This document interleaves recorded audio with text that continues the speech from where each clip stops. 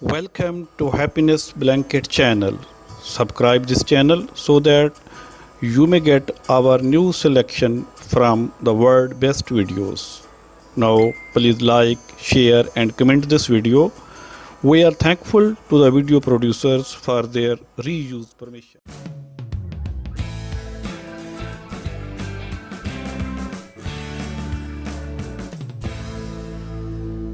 It's an absolute delight to welcome you here to the Oxford Union for our second e-learning debate.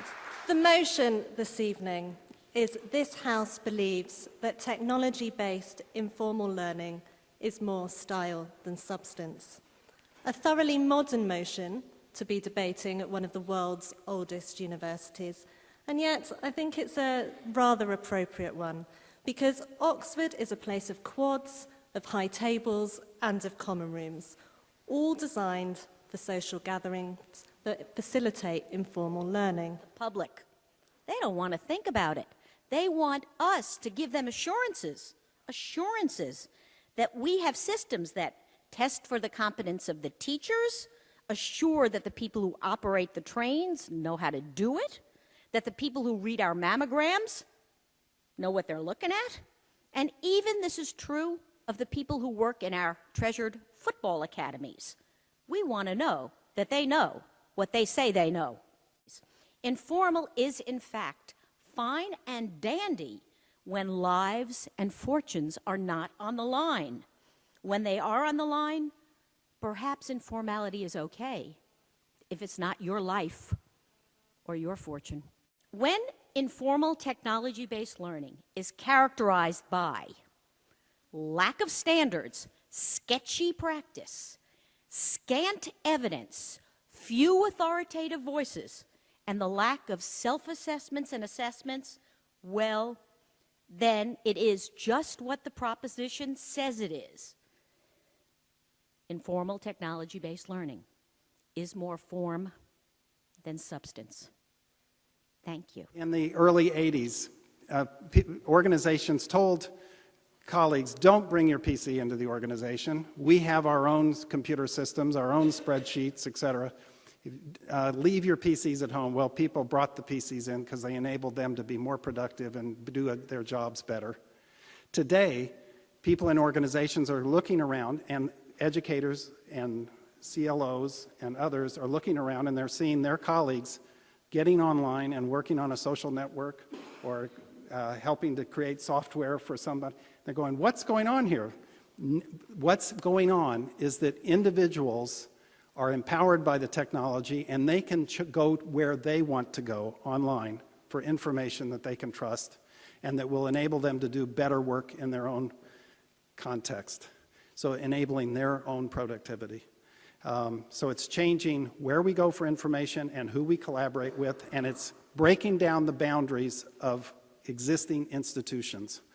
And the trick is to figure out how institutions can understand that and capture the value of networked individuals, not to penalize and deride informal technology-based learning. I actually think it is so wrong-headed even to use the term informal. I mean, seriously, not only do I think it's wrong-headed, I think it's arrogant, and I think it's irresponsible. You know, most people believe that the majority of what we learn is done at work, at play, in life. And so just to use the term informal, you know, there's nothing, I assure you, informal about teaching a child not to touch a hot stove or teaching that same child to ride a bike. I mean, I assure you there is nothing informal about being able to sell or build something or bill it or ship it.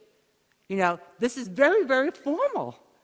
And so just the whole notion of calling something informal, I think, dampens down our wisdom and our ability to really do the hard work. Questions that business is asking us, so they're not asking us to create a leadership development program and make it, you know, informal from formal. They're basically saying, as Allison said, put all this thing together in thoughtful, deliberate, intentional frameworks that you study and get proven so that you can actually do what the rest of the world has done and leverage technology to help people learn better. So I would ask you all just to be honest and say, yes, we all love technology and we'll get there sometime, but on the scale today of substance and style. We're definitely more on the style side and more action than proof. This House believes that technology-supported informal learning is more style than substance.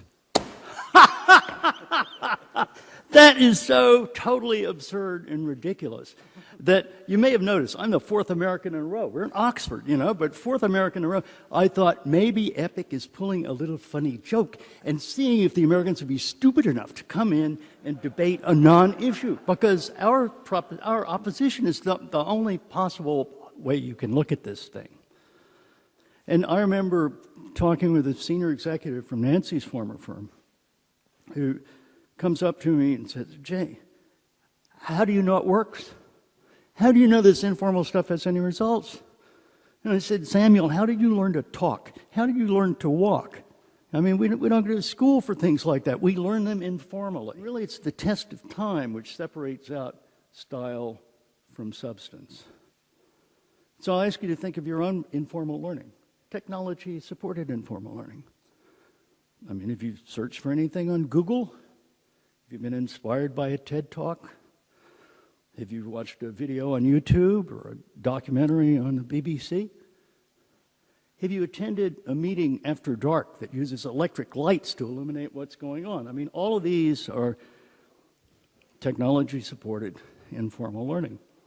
And if you say, no, that's just, you know, mere style, it's all going to go away. I don't need to look stuff up on Google or find my friends on the net. That's, you know, the same style category as Lady Gaga and chat roulette.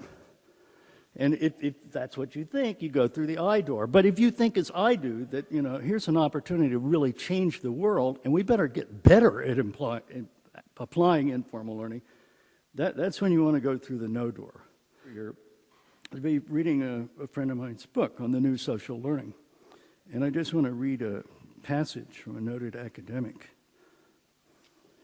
who said, the most significant thing going on in workplace training and development today is that we've punched through the walls of the classroom to allow experts and peers to bring their messages closer to work and life through technology.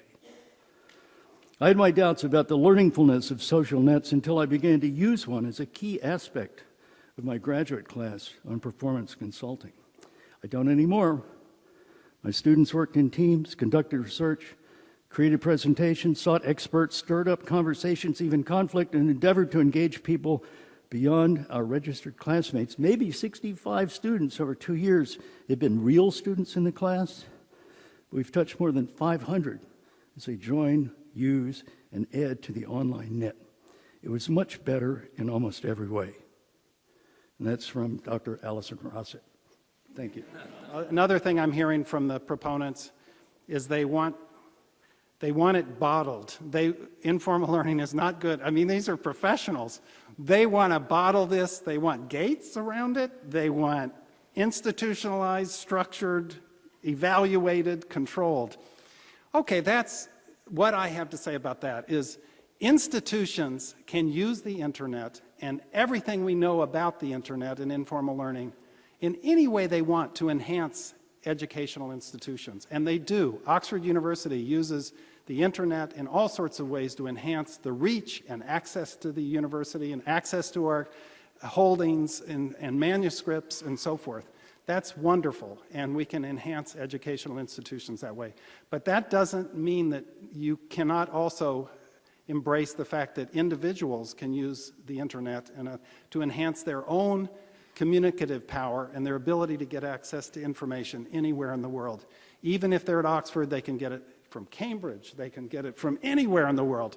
And that should enhance it because we've got more accountability. If we say the wrong thing in a lecture, if we state the wrong fact, we will be held accountable. And that's going to raise this bar at informal institutions. So that's good. For the motion, we've heard that formal doesn't get applause, but it does do the job. Against the motion, we've heard that people who don't trust the internet are the kind of people who don't use the internet.